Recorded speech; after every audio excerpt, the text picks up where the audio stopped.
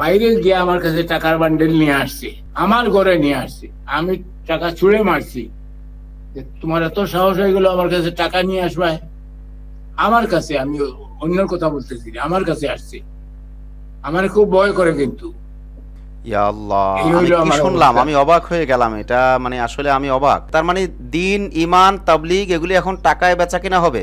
মহতারাম বস্তি নিজামুদ্দিনের চিঠি লেখা হলো বাংলাদেশের গভর্নমেন্টের কাছে। সাদ সাহেব দেখতে চাইলেন, তাকে দেখানো হলো না। এই চিঠি কোন পর্যন্ত না, পৌঁছে, কোথায় পৌঁছে? আসসালামু আলাইকুম ওয়া বলেন। রাহমাতুল্লাহ। নাহমাদুহু ওয়া নুসাল্লি আলা রাসূলিহিল কারীম, আম্মা বাদ। সুপ্রিয় দর্শক শ্রোতা, দেশ ও প্রবাসে, কাছে ও দূরে, যে যেখান থেকেই আমাদেরকে দেখছেন ও শুনছেন, সকলকে আন্তরিক মোবারকবাদ জানাচ্ছি। আমি ইউসুফ মাহমুদী এবং আপনাদের প্রত্যেককেই আমন্ত্রণ জানাচ্ছি আমাদের আজকের এই বিশেষ ভিডিও বার্তা অনুষ্ঠানে। বন্ধুরা, আজ আমরা তাবলীগের ব্যাপারে অত্যন্ত গুরুত্বপূর্ণ আলোচনা শুনতে যাচ্ছি। এই আলোচনা করার জন্য মোহতারাম জনাব মোহাম্মদ হারুনুর রশিদ, যিনি একজন সরকারি অবসরপ্রাপ্ত কর্মকর্তা, যিনি এখন আখলাক টিভির সাথে ভার্চুয়ালি যুক্ত আছেন। চলুন আমরা তার সাথে একটু সালাম বিনিময় করে আসি। আসসালামু আলাইকুম মোহতারাম, আপনি কেমন আছেন? ওয়ালাইকুম আসসালাম ওয়া রাহমাতুল্লাহি ওয়া বারাকাতুহু। আল্লাহর ফজলে ভালো আছি। আলহামদুলিল্লাহ। প্রিয় দর্শক, আপনারা জেনে থাকবেন যে জনাব মোহতারাম মোহাম্মদ হারুনুর রশিদ সাহেব সরকারি একজন অবসরপ্রাপ্ত কর্মকর্তা। একই সাথে তিনি ঢাকা বিশ্ববিদ্যালয় থেকে MA পাশ করা, অর্থাৎ উনি একজন প্রবীণ মানুষ। তার মানে উনি যেই সময় MA পাশ করেছেন ওই সময় অনেকের লেখাপড়া করাও কল্পনাতীত ছিল, যেই সময় উনি MA পাশ করেছেন। সাথে সাথে আমরা একটা সুসংবাদ দিতে চাই, যিনি 53-54 বছর যাবৎ তাবলীগ জামায়াতের সাথে সম্পর্কিত এবং তাবলীগ জামায়াতের আগাগোড়া সম্পর্কে, ভেতরগত ব্যাপার সম্পর্কে অনেক কথা এই হজরত জানেন এবং আমাদের সাথে অনেক দিন যাবৎ পার্সোনালি কানেক্টিভিটির মাধ্যমে বিভিন্নভাবেই কথাবার্তা হয়েছে, কিন্তু অনুষ্ঠান রেকর্ড করা আসলে ওইভাবে সম্ভবপর হয়ে ওঠেনি। কিন্তু আজ আমরা হজরতকে পেয়েছি, আখলাক টিভির স্টুডিওতে ভার্চুয়ালি আছেন। উনি ওনার মনের মাধুরী মিশিয়ে ওনার জানা কথাগুলো, তাবলীগকে উনি কিভাবে দেখেছেন সে কথাগুলো উনি বলবেন। সাথে সাথে কথাও বলতে হয়, আখলাক টিভিতে তাবলীগ পারপাস এ যাবৎ আলেম গায়রে আলেম, এই পক্ষের ওই পক্ষের যত মানুষ কথা বলেছেন সকলের মধ্যে বয়োবৃদ্ধ বা প্রবীণ হবেন আজকের জনাব হারুনুর রশিদ সাহেব, যিনি অবসরপ্রাপ্ত কর্মকর্তা। চলুন আমরা হজরতের কাছে যাই এবং তার কথাগুলো আমরা শুনি। যে মোহতারাম, আপনি আপনার কথা আপনার মতো করে বলবেন, আমরা আপনাকে কোনো ডিস্টার্ব করব না। শুধুমাত্র কোনো আলোচনা বোঝার জন্য আমরা হয়তো প্রশ্ন করতে পারি, আমাদের দিক থেকে আপনার জন্য কোনো প্রশ্ন নাই, শুধু আপনি আপনার মতো করে কথা বলবেন। যে মোহতারাম, আপনি বলবেন। আমার প্রথম কথা, হযরত ইমাম আবু হানিফা সাহেব रहमतुल्लाह अलैहि फरमान, এটা बहुत जरूरी। अगर तुम्हें किसी शख्स में बुराई का पता चल जाए जी। तो उस बुराई के साथ उसका मुज़ाकरा ना करो, बल्कि तुम उसके अंदर खैर को तलाश करो और उसके साथ तज़किरा करो।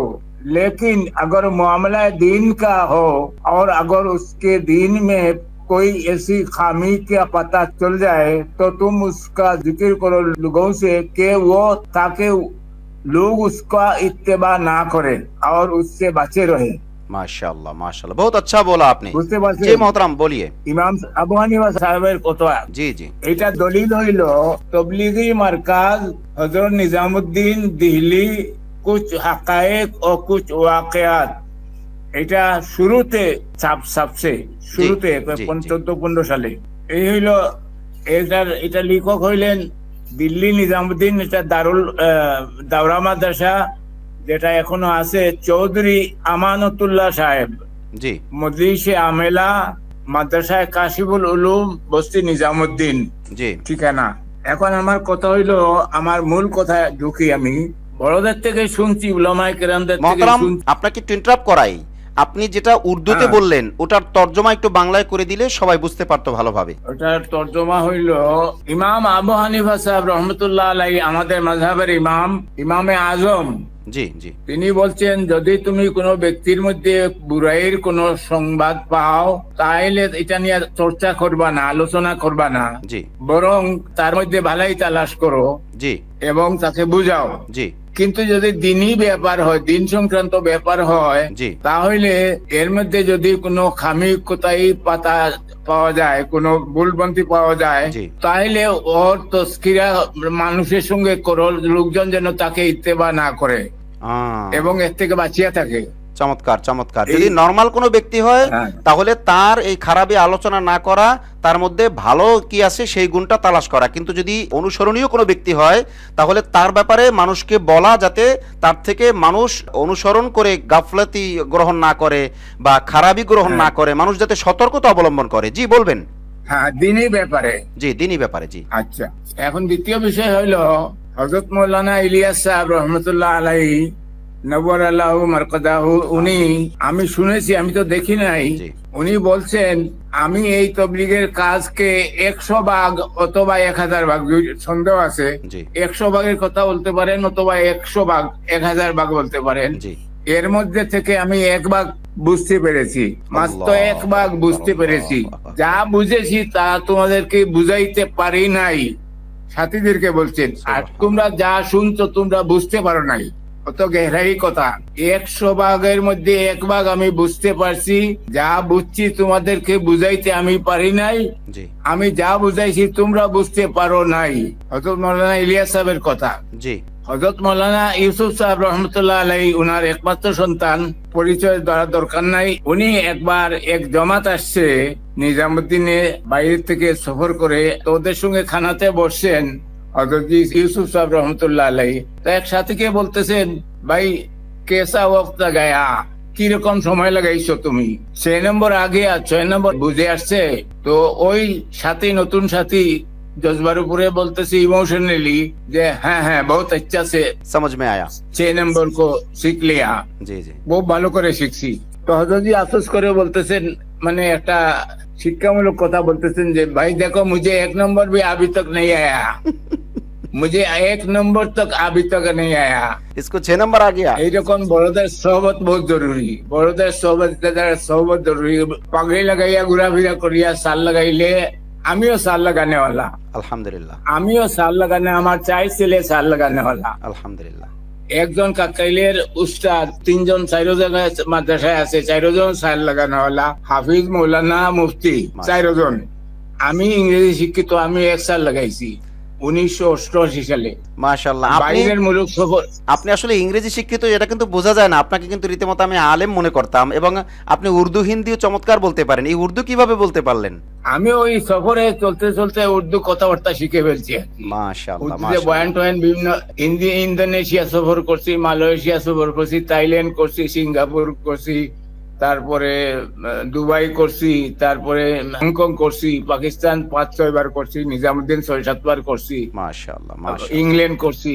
আমি সফর, লম্বা সফর হয়েছি আমার। 1 বছরের সফর ছিল, 4 মাসের কয়েকবার লাগাইছি। এখন বাংলাদেশে, আমি অসুস্থতার কারণে। বাংলাদেশে আপনার জেলা কোনটা? সিলেট। সিলেট জেলা। জি বলবেন, আপনি মেইন বলবেন। সিলেট। জি এই বললাম তো হযরতির ঘটনা।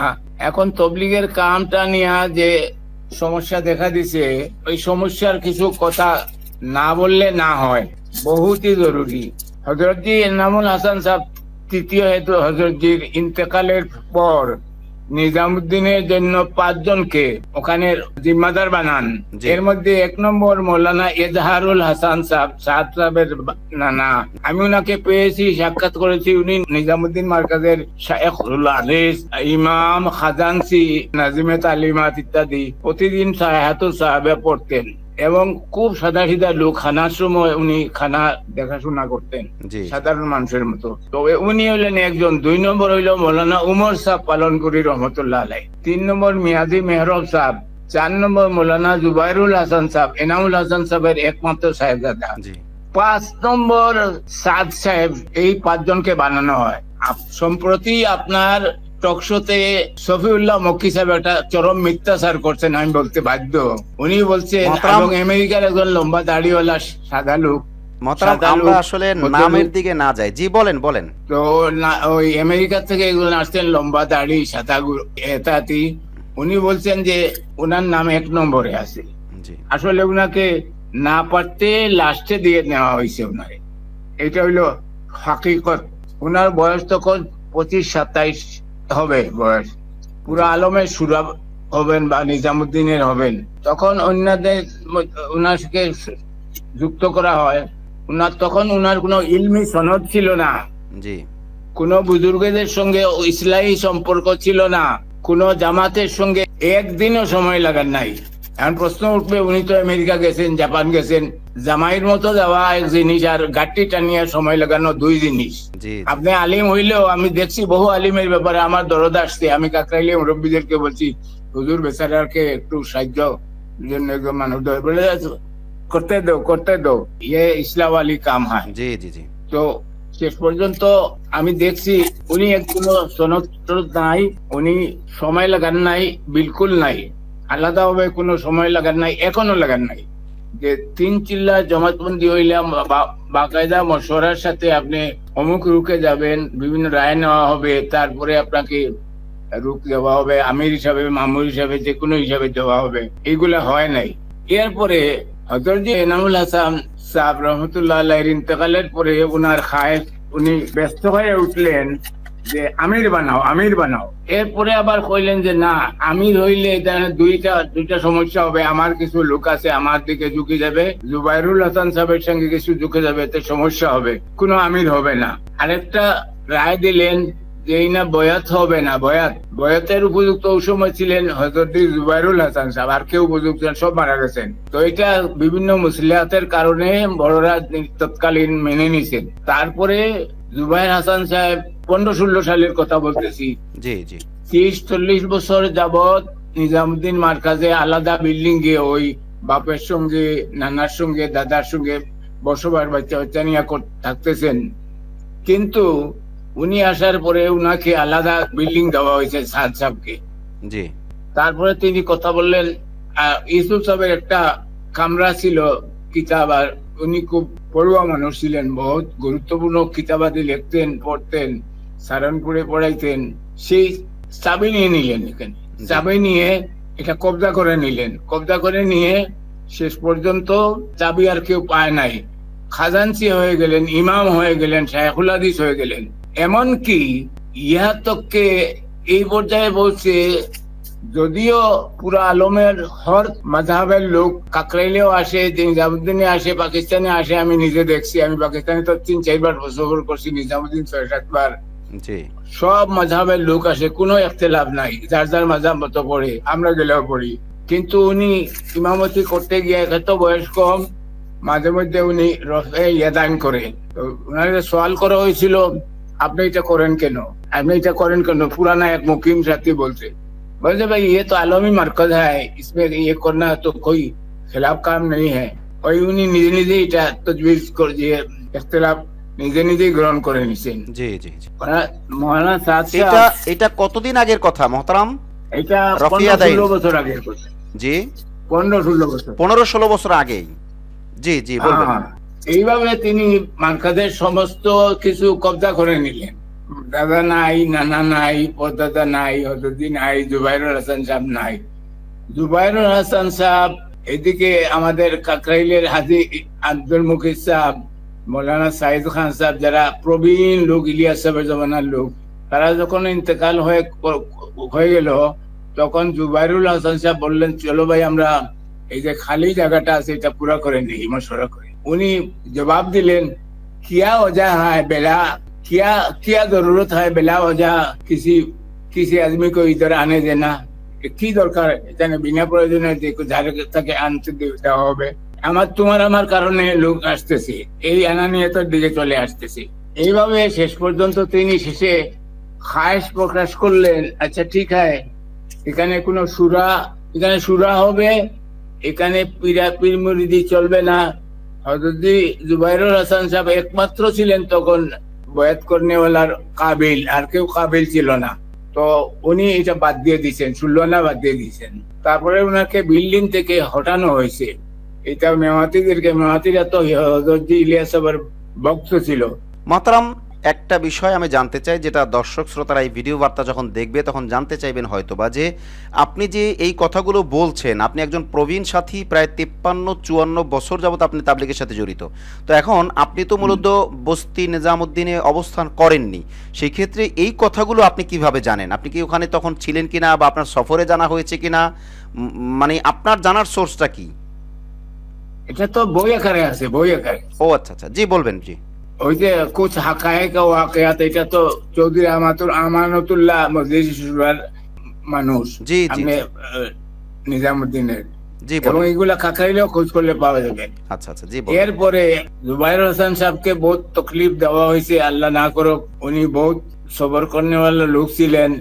শেষ পর্যন্ত এই চলতে চলতে এক পর্যায়ে উনি কথা বললেন যে এইখানে নিজামুদ্দিন মার্কাজে যারা থাকবে স্রেফ কান্দলবী পরিবার এটার ওয়ারিস। পরিষ্কার ভাষায় লেখা আছে, কান্দলবী পরিবার এটার ওয়ারিস। এটা কে বাকি লিখছেন? কেউ এর ঊর্ধ্বে হ্যাঁ, এই চিঠিতে লেখা আছে। না না, এটা কি সাদ সাহেবের পক্ষ থেকে লেখা হয়েছে? সাদ সাহেবের কথা। আচ্ছা আচ্ছা, মজমা বানাইছেন, মজমা সঙ্গে আছে, মজমা তো ওনার পক্ষের মজমা আছে। জি যে এই মজমাতে এই মার্কাজে শুধু কান্দলুই পরিবারের লোকজন ওয়ারিস হবে, এছাড়া কেউ এর আগে আগে বাড়তে পারবে না। পরিষ্কার কথা লেখা, পরিষ্কার ভাবে, এর বেশি কেউ আগে বাড়বে না। তাইলে কি এখানে শুধু আপনি ওনারা যেটা বললেন সাহিত্যকার হিসেবে। এটা যদি সত্য হয়ে থাকে তাহলে কি এটা পৈতৃক সূত্রের মতো, মিরাজ সূত্রের মতো দখলদারিত্ব হয়ে গেল না? আরো শুনুন, আরো আশ্চর্যজনক শুনবেন। জি, বলেন। আরো প্রত্যেক থেকে আরো বড় ব্যাপার। আচ্ছা, শেষ পর্যন্ত বাংলাদেশ সরকারের সাবেক প্রধানমন্ত্রী বা স্বরাষ্ট্রমন্ত্রী আসাদুজ্জামান কামালের সংস্পর্শে সঙ্গে দেখা করা হয়। কাকরাইলের মুরব্বীরা, জুবাইর সাহেব, উমর ফারুক সাহেব, এরা তো সব আমার পরিচিত লোক। কিছুদিন আগে আমাকে অসুস্থ দেখতে জুবাইর সাহেব আসছিলেন আমার বাড়িতে, কয়েকজন মুরব্বী আসছিলেন। তো ওখানে ওনার ডাকা হয়েছে, গেছেন উনি। আসাদুজ্জামান কামাল সাহেব একটা প্রতিনিধি দল ঠিক করছেন। এই প্রতিনিধি দলের কথা শফিউল্লাহ মক্কি সাহেব নাম ঠিক বলছেন, লেকিন বহুত বড় একটা গলতি আছে, আমার কথাই বুঝে নিবেন। বলছেন এখানে কাকরাইলের জুবাইর সাহেব জি জি, 1 নম্বর, শাইখুল হাদিস আল্লামা আজিজুল হক সাহেবের সাহেবজাদা মাহফুজুল হক সাহেব 2 নম্বর। 3 নম্বর, উবাইদুল্লাহ ফারুক সাহেব, বাড়িদারা শাইখুল হাদিস সাহেব এখনো আছে ঢাকায়, জি জি, সিলেট বাড়ি, জি উনিও একজন। আমি ওই এক প্রসঙ্গে বলে যাব, এই সফর থেকে ওনারা ফিরত আসার পরে আমি শিবগঞ্জে ওনার বোনের বাসা। জি, আমি গেছি আগ্রহ সহকারে, টাকা পয়সা আমার বাড়ির থেকে প্রায় 400-500 টাকা খরচ লাগে। আমি আগ্রহ সহকারে খরচ করিয়া গেছি, বাসায় গিয়া দেখা করছি। জি। আমার ছেলেকেও চিনে, আমার সঙ্গে অত বেশি ঘনিষ্ঠতা নাই। জি আমি দেয়া বলছি কি হজরত কারগুজারি শুনান। উনি খুব আফসোস করছে সাদ সাহেবের ব্যাপারে, যে কিছু বাড়াবাড়ি হচ্ছে ইত্যাদি ইত্যাদি। এরপরে বললো যে নিজামুদ্দিন নিরাশ, যখন বললো যে সরকার পাঠাইছে, আপনারা পরিষ্কার একটা অবস্থান প্রকাশ করেন। নিজামুদ্দিন ওয়ালা বলছেন আমরা নিরাশ। একটা চিঠি লিখে দিচ্ছে খামের মধ্যে, বন্ধ খামের মধ্যে চিঠি দিয়ে বলছে ইসকো তোমারা সরকার কো দে দাও, তোমাদের গভর্নমেন্ট কে দিয়ে দাও। ওনারা এখান থেকে নিয়ে আসছেন, আইসা দিল্লিতে নিজামুদ্দিনে আসছেন সাদ সাহেবের কাছে। সাদ সাহেবের কাছে প্রথম কথা ছিল সাদ সাহেবকে নিয়ে দিল্লিতে যাবেন, প্রথমে নিজামুদ্দিন যাবেন, তারপরে দেওবন্দে যাবেন। কিন্তু মৌলানা আরশাদ মদনী সাহেবের সঙ্গে ফোনে যোগাযোগ করা হলে উনি বলেন যে আমি তো কালকে থাকবো না নিজামুদ্দিন দেওবন্দ, আপনারা আসলে এখানে এখনই আসেন। তো একবার আগে চলে গেছেন দেওবন্দ, পরে আসছেন নিজামুদ্দিন। তো পরে আসার পরে জুবাইর সাহেব কথা বলছেন।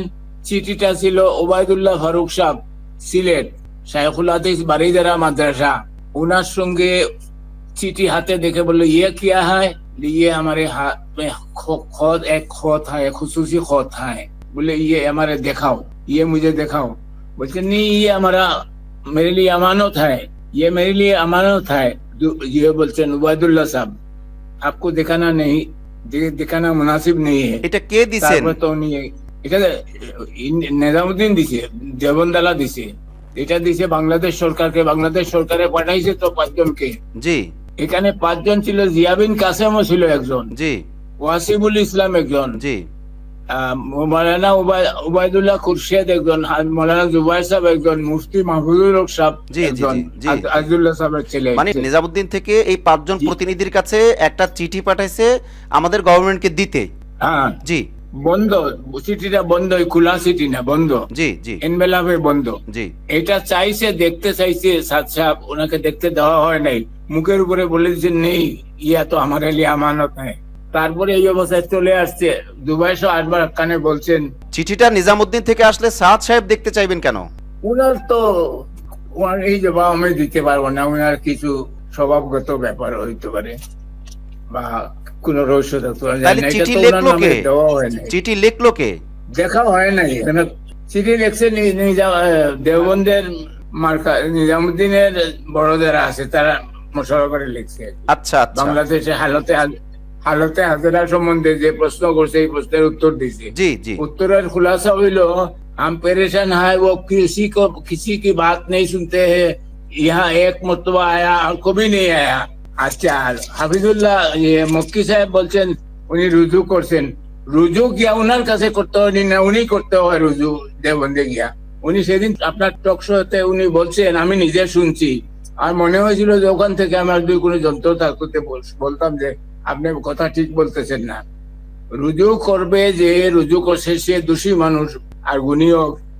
যারা চাইতেছে আপনি এখানে এসে রুজু করেন, আপনি রুজু করবেন, আমি রুজু করব আপনার কাছে, আপনি আমার কাছে রুজু করবেন।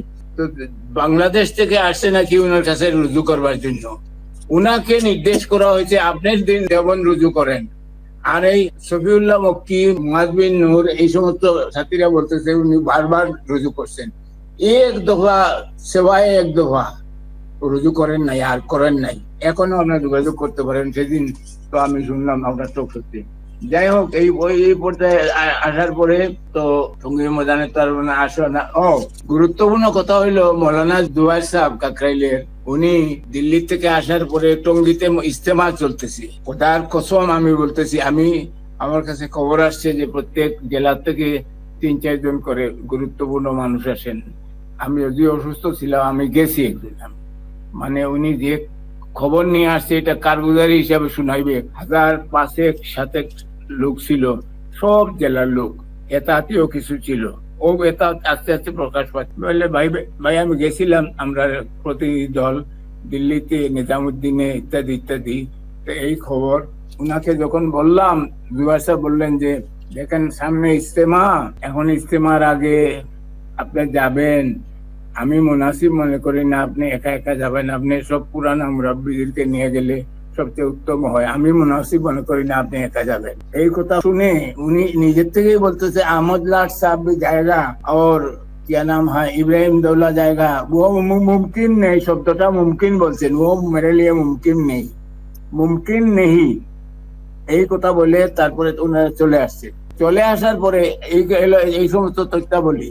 আরেকটা খতরনাক ঘটনা হলো, হযরত সাইফুল হাদিস জাকারিয়া রহমতুল্লাহ আলাইহি একটা চিঠি, একটা বই লিখছেন নিজের হাতে। আবৃত্তি পড়ছেন কিনা জানি না। জি জি, আবৃত্তি। আবৃত্তির মধ্যে শেষে এক পাতায় নিচে হাসিয়ার মধ্যে লেখা আছে, हमारा 2 दुश्मन है, मेरी 2 दुश्मन है, एक मौलाना इनामुल হাসান আর এক সাইফুল হাদিস। কত খতরনাক কথা! এক পরিবারের লোক, এক আত্মীয়তা, ইত্যাদি ইত্যাদি। তো এমত অবস্থায় আমি এটার হল মনে করি। এখন আপনি প্রশ্ন করতে পারেন যে হল কি, এটার সমাধান কি? আমি মনে করি এটার হল হইলো তওবা লাজিম। মোহতারাম বস্তি নিজামুদ্দিনের চিঠি লেখা হলো বাংলাদেশের গভর্নমেন্টের কাছে, সাদ সাহেব দেখতে চাইলেন, তাকে দেখানো হলো না। এই চিঠি কোন পর্যন্ত পৌঁছে, কোথায় পৌঁছে? সরকারের কাছে পৌঁছে গেছে। তুমি তো আসতে পারেন নাই। তুমি বলছিলেন ওই সময় ওবায়দুল্লাহ জুবাইর সাহেবের জবাবে, বন্দা আগামী ইজতেমায় আগের মতো আসতে থাকবো। পরের বছর তো টঙ্গীর থেকে বিরোধ দেওয়া হইলো, কাকরাইলে বিরোধ চলে গেলেন, আসতে দেওয়া হয় নাই। এই হইলো ইনার ইতিহাস। এখন আবৃত্তিতে এই সমস্ত লেখছেন। আর এখন ওনার সমাধান হইলো, উনি অত 2-3 দিন আগে একটা বয়ান করছেন টক শোতে, এখনো ওনার মধ্যে কোনো নরমি আসে নাই। এখনো বলতেছেন বয়স তো বেশি তবলিগে হওয়া জরুরি না, खुदा की कसम उम्र ज्यादा होना जरूरी नहीं है। আমি চাইতেছি কাজটাকে সিরত আর সুন্নতের উপরে আনার জন্য। তো মৌলানা ইয়াকুব সাহেব রহমতুল্লাহ আলাইহি, আমি ওনার সঙ্গে দেখা হয়েছে। ওনার উস্তাদ ইব্রাহিম দৌলা সাহেব, উস্তাদ জুদেব দৌলা সাহেব ওনার বাপেরও উস্তাদ। ওনার বাপ হারুন সাহেব জাকারিয়া সাহেবের মেহেরগড়ের নাতি। আমার দেখা সাক্ষাৎ হয়েছে। বলছেন যে ওনারে প্রস্তাব দেওয়া হয়েছিল আপনি আমির হন। বলছি না, আমি হব না। উনি বলতেছেন যে আমার দুশ্মন হইল দুইজন, একজন ইনামুল হাসান সাহেব আর একজন জাকারিয়া রহমতুল্লাহ আলাইহ। তো এই অবস্থায় এটার সমাধান হইলো এত ঘাটাঘাটি আর এত এটা দরকার নাই। ইমারতে অত খায়েশ কেন করবে? কোন দলিল পাওয়া যায় না কিতাবে। উলামায়ে কেরাম তো দেন নাই, শুনান নাই, আমরা শুনি নাই। ইংরেজি শিক্ষিত হইলেও শুনি তো, আলিমদের সঙ্গে উঠা বসা করি যে আমি আমির হব, আমি আমির হব, এরকম দলিল কোনো সময় হয় নাই। উনি এত সাত কেন? উনি তওবার সাথে রুজু করো, বেগায় তওবার না, তওবার সাথে। আজকে এখনো মাঠ গরম, এখনো মানুষ ওই কুফরি ফতোয়া দিতেছে, এটা অবশ্য আমি সমর্থন করি না, কিন্তু মাঠ গরম এখনো। উনি রুজু করুক নীরব ভাবে, বলে আমার গলতি যা আবার হয়ে গেছে, আপনারা মশলা করে চালান। আর উনি আগামী ইজতেমা যদি আসতে চায়, ওই শর্তের উপরে আসতে পারবে যে রুজু করবে আমির হিসাবে নাই, আমার রাইট, আমার রাইট। উনি আগামী ইজতেমায় আসতে পারে, বড়দের সঙ্গে, নিজামুদ্দিন সঙ্গে পরামর্শ সাপেক্ষে শর্ত দিয়া লিখিত হবে তওবা করিয়া তারপরে আসতে পারবে। এই হলো আমার রায়। আর না, আল্লাহ যেখানে নেবে। এই পর্যন্ত আমি তো আর বলা জরুরি মনে করতেছি না। মাশাআল্লাহ, মাশাআল্লাহ, আপনি অনেক সুন্দর তথ্য দিলেন। আপনার মাধ্যমে আমরা যে তথ্যগুলো পেলাম, আমার বিশ্বাস যে আমাদের অন্যান্য অনেক আলোচকদের চাইতে আপনি গুরুত্বপূর্ণ কথা বলেছেন। আমি আপনার কাছে একটা বিষয় জানতে চাই, ওনার ভিতরে যে ইমারতের লোভটা আসলো, উনি যে ইমারতকে কোনোভাবেই ছাড়তে পারতেছেন না, আর ওনার অনুসারীরা ইমারতকে এখন মানে মরণপণ লড়াই করে হলেও ইমারত রাখতে হবে, এই লোভটা আসার কারণ বলে আপনি কি মনে করেন? কারণ আপনি তো অনেক কিছু দেখেছেন, 53-54 বছর তাবলিগের মধ্যে সময় দেওয়া মানে বিরাট ব্যাপার। তো আপনার কি খেয়াল, এই লোভের কারণ কি? লোক তো একটা তো বৈদেশিক চক্রান্ত আছে। সাথে সাথে আমাদের সিলেটের একজন শাইখুল হাদিস সাহেব একসময় সিলেট মার্কাজের ইমাম ছিলেন, এখনো আছেন, একটা মাদ্রাসার মুহতামিম, ইমাম নয় অবশ্য। উনি বলছেন যে উনি মিডল ইস্টে সফর করছেন, ইসরায়েল এলাকায় পাইছেন, ইহুদি এলাকায় পাইছেন। এই সমস্ত ব্যাপারেও মানুষ সন্দেহ করতেছে। এত টাকা টুকা, এগুলোর বহুত গোপন তথ্য আছে। আমার এক সাথী জুনায়েদ নাম, সে তার বিবি মস্তুরাতের সময়, তার বাড়িতে মস্তুরাতের পয়েন্ট আছে, তার বাড়িতে এতাতি 2-3 জন লোক গেছে, যাইয়া বলতেছে ভালো আছে, নিয়ে সেইনি, তো আপনি বিদেশে গেলে টাকা টুকার কোনো সমস্যা হবে না। বিবি কান পাতাইয়া ভিতর থেকে শুনতেছে বিদেশে গেলে টাকা টুকার সমস্যা হবে না, আমরা এটা ব্যবস্থা ইনশাল্লাহ করে দিতে পারবো, পরে দিয়ে দিবেন, ইত্যাদি ইত্যাদি। বিবি কথা শুনিয়ে বড় আকলমন্দ ছিল, স্বামীকে ডাকছে, আপনি ভিতরে আসেন। ভিতরে যাইয়া একটা ধোঁকা দিছে, এটা শরীয়তের দৃষ্টিতে তো আপনারা জায়েজ বলবেন। বলছে ওই বাড়িতে একজন লোক অসুস্থ, তাড়াতাড়ি যেতে হবে। কইয়া ওই বলিয়া স্বামীকে নিয়ে গেছে, আর ওরা শরীর গেছে, ওর টাকা নিয়ে বান্ডিল বাইর করছিল। আমার কাছে, আমি কসম খাইয়া বলতেছি, আমার কাছে 2 জন সাথী, নাম বলতেছি না, আমার বাড়িতে হঠাৎ আসছে কয়েকজন। প্রথম দিকে আইসা সাহস করতে পারে নাই যে আপনি এতাতি হয়ে যান, এইরকম বুকের পাটা নাই তাদের। আমার কাছে আইসা বলতেছে আমি তো চা নাস্তা খাওয়াইছি, এতাতি, তারা নাম করে এতাতি, বর্তমানে এই থানার মধ্যে নাম করে এতাতি। তো আমার কাছে বলছে যে ভালো আছি, ভালো আছি, এই সেই। আমি তো বলছি সাথে সাথে এখনই তুমি রুজু করো, আমার কাছে রুজু করো, লিখিত ভাবে আমি এতাত ছাড়লাম। আপনারা একটু সুযোগ দেন। ঠিক আছে, সুযোগ তুমি যত অল্প সময়ের ভিতরে তুমি সুযোগ নিয়ে তুমি চলে আসো। বাইরে গিয়ে আমার কাছে টাকার বান্ডেল নিয়ে আসছি, আমার ঘরে নিয়ে আসছি, আমি টাকা ছুঁড়ে মারছি। তোমার এত সাহস হয়ে গেল আমার কাছে টাকা নিয়ে আসবে? আমার কাছে, আমি অন্য কথা বলতেছি, আমার কাছে আসছি, আমার খুব ভয় করে। কিন্তু ইয়া আল্লাহ, আমি কি শুনলাম, আমি অবাক হয়ে গেলাম। এটা মানে আসলে আমি অবাক। তার মানে দিন, ইমান, তাবলীগ এগুলি এখন টাকায় বেচা কিনা হবে? অসম্ভব, মোটেই না, মোটেই না। না না, আপনি যদি বিক্রি হইতেন তাহলে তো আপনার কাছেই হইতো। এখন সবাই যে আপনার মতো বিক্রি হয় নাই, এটার তো ডকুমেন্ট নাই। কেউ হইলে হইতেও পারে, হইতেও পারে। আল্লাহ হেফাজত করুক, আল্লাহ হেফাজত করুক। আমি অবাক হয়ে আপনার কথা শুনে আমার শরীরে কাঁপন ধরে গেছে, আসলে কি শুনতেছি আমরা। জি বলেন, বলেন। এক সাথী আছে ওই আমার আশেপাশের, আমার কাছে তার বিবির তালাকের মাসলা নিয়ে আসতো, যে বিবি আর শ্বশুরি, মার বিবি নিয়ে মিল নাই। তো আমি তার পরামর্শ দিতাম, বলতাম যে আমি তোমার জন্য দোয়া করব, আর তুমি কোনো পীর বুজুর্গের কাছে যাও, আলিম উলামাদের সঙ্গে মশওয়ারা করো। আমিও কিছু মশওয়ারা দিয়েছি, বউর সঙ্গে ভালো কথা। এই সময় সে খুব আর্থিক অনটনে, তার দুঃখ লাগে তার অবস্থা দেখে। এখন হঠাৎ করে 2 দিন পরে বিবির তালাক দিয়ে দিছে, বললো বিবির কোনো দোষ নাই, কিন্তু অথচ আইসা বলতেছে আমি তালাক দিয়ে দিছি। এরপরে তালাক দেওয়ার পরে আমি তাকে খুব তুচ্ছ তাচ্ছিল্য গালাগালি করছি মসজিদে, আরো মানুষের সামনে আনিয়া, যে তুমি এরকম একটা হারামি, ইত্যাদি ইত্যাদি। পরে দেখা যায় এখন বিরাট ব্যবসায়ী, এরপর থেকে এতাতি হয়ে গেছে। আর আগে আমার পীর সাহেব থেকে বেশি মানতো। আল্লাহ মাফ করুক, আল্লাহ মাফ করুক। মহতারাম, আমরা আপনার মাধ্যমে অনেক কিছু জানলাম। আমরা একদম শেষ পর্যায়ে চলে এসেছি, অনুষ্ঠানের অনেক সময় আপনার কাছ থেকে আমরা নিয়েছি। আমরা আপনার কাছে আবেদন করব যে আসলে ইতাআত অংশে যারা আছেন আম জনতা, আমি আখলাক টিভির মাধ্যমে অনেক কাজ এ বিষয়ে করেছি, তাতে আমার যা অভিজ্ঞতা হয়েছে, কিছু মানুষ এমন আছেন যারা আসলে ইসলামটা কি এটা জানতে চায়, বুঝতে চায় ইতাআত অংশের। তো এদের জন্য মানে যারা এখনো ইতাআত অংশের মধ্যে আছে এবং হক জানতে চায়, হক বুঝতে চায়, এদেরকে আপনি কি পরামর্শ দিবেন বা কি আদেশ দিবেন যে তারা কোন লাইনে চললে তারা হক জানতে পারবে, বুঝতে পারবে, কোনটা হক কোনটা বাতিল এটা নির্ণয় করে তারা নিতে পারবে? এজন্য আপনি কি সবক দিবেন? সবক হয়তো হিকমতের সাথে, তাদের সঙ্গে মোহব্বতের সঙ্গে 1-2 জন করে তশকিল করে শুনছি। এই টক শোতে আসছে, বিভিন্ন জায়গা থেকে কিছু ফিরত আসতেছে, তাঁতিরা। তো এরকম সুযোগ পাইলে আমিও করব, আমার সাথীদেরকে বলবো যে তোমরা আমার সঙ্গে মিলিয়ে দাও। আমি এখন অসুস্থ না, আমি ডাক দিলে, আমি চিন্তা করছি একটা ডাক দিব আমার এলাকায়, ডাক দিলে অনেক শত শত লোক আসবে, আমার ডাককে সাড়া দিবে। আমি পুরানা মানুষ, মানুষে বহুত মহব্বত করে, আলহামদুলিল্লাহ ইজ্জত করে, তো কোনো অসুবিধা হবে না। দোয়া করবেন আপনি যাতে এটা কার্যকরী হয়ে যায়, যে আমি করতে পারি। আল্লাহ আমার তৌফিক দেন।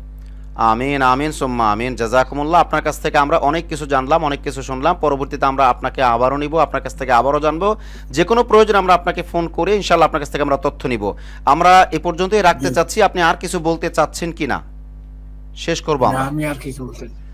আমিন। জাযাকুমুল্লাহ, জাযাকুমুল্লাহ। আল্লাহ ইয়াতিকাল আফিয়া, আল্লাহ ইয়াতিক বারাকা। আল্লাহ পাক আপনাকে উত্তম বারাকা দান করবেন ইনশাআল্লাহ। প্রিয় দর্শক, এতক্ষণ পর্যন্ত আমরা মুহতারাম জনাব হারুনুর রশিদ সাহেবের কাছ থেকে অনেক কথা শুনলাম, যিনি এই বয়সে এসে, আপনারা দেখতে পাচ্ছেন যে তিনি একজন বয়োবৃদ্ধ মানুষ। তিনি MA পাশ করেছেন ঢাকা বিশ্ববিদ্যালয় থেকে, যখন অনেক মানুষ লেখাপড়ার কথা কল্পনাও করেননি। এবং তিনি তাবলিগের এত প্রবীণ সাথী যে 53-54 বছর যাবত তিনি তাবলিগের সাথে জড়িত ছিলেন, এখনও আছেন এবং আলমী শুরার সাথে জড়িত আছেন। এবং তিনি তার চোখে দেখা বেশ কিছু কথা তিনি আমাদেরকে উপহার দিলেন।